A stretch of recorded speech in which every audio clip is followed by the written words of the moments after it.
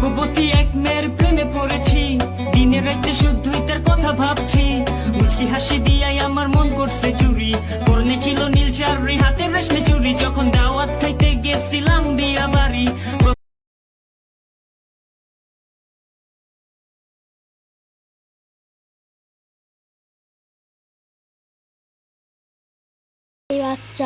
এই বাচ্চারা তোরা এই ভিডিওটা দেখছিস, তারা একটু ভয়ঙ্কর ভাবে হয়ে যা। এই ভিডিওটা সাধারণ ভিডিও না। আমি